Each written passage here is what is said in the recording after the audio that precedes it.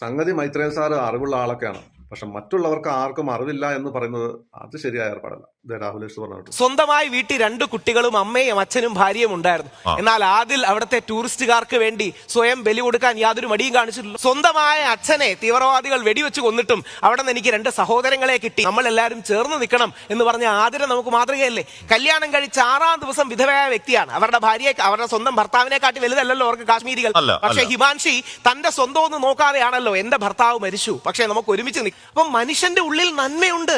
ആ നന്മ എന്ന് പറയുന്ന മഹത്തരമായ കാര്യത്തെ പ്രോത്സാഹിപ്പിക്കുന്നതിന് പകരം അത് അവന് തോന്നുന്ന നന്മയല്ല, പകരം ഇതെല്ലാം എന്തെങ്കിലും സെൽഫ് പ്രിസർവേഷൻ ഇൻസ്റ്റിക്റ്റിന്റെ ഒരു ഗ്രോത്ത് ആണെന്ന് പറയുന്നതിൽ അർത്ഥമില്ല.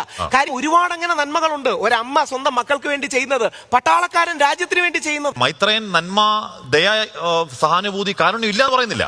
നമ്മളിലേക്ക് എത്തിച്ചേർന്ന് എങ്ങനെയാണ് എന്ന് മാത്രം. അത് ഞാൻ അടക്കമുള്ള വിശ്വാസികളോ അല്ലെങ്കിൽ സെന്ററൈറ്റ് നിൽക്കുന്നവരോ അത് മനുഷ്യന്റെ നന്മയായിട്ടാണ്, ആദിലിന്റെ നന്മയായിട്ടാണ്. ഇനി തിരിച്ചു ചോദിച്ചോട്ടെ, ആദിലിന്റെ സംഘബോധത്തിന്റെ വളർച്ചയാണെങ്കിൽ എന്തുകൊണ്ട് സ്വന്തം മക്കളെ കുറിച്ച് ചിന്തിച്ചില്ല? എന്തുകൊണ്ട് സ്വന്തം അച്ഛനും അമ്മയെ കുറിച്ച് ചിന്തിച്ചില്ല? ഭാര്യയെ കുറിച്ച് ചിന്തിച്ചില്ല? ഞാൻ അതിനൊക്കെ മറുപടി പോകാനായിട്ട് വേണ്ടി ഈ വിഷയങ്ങൾ അറിയുന്ന ആൾക്കാരെ വിളിച്ച് നിങ്ങൾ ഒന്ന് ആദ്യം മൈത്രേയൻ സാർ മനസ്സിലാക്കേണ്ടത്, നിങ്ങൾ വലിയൊരു കോപ്പല്ല.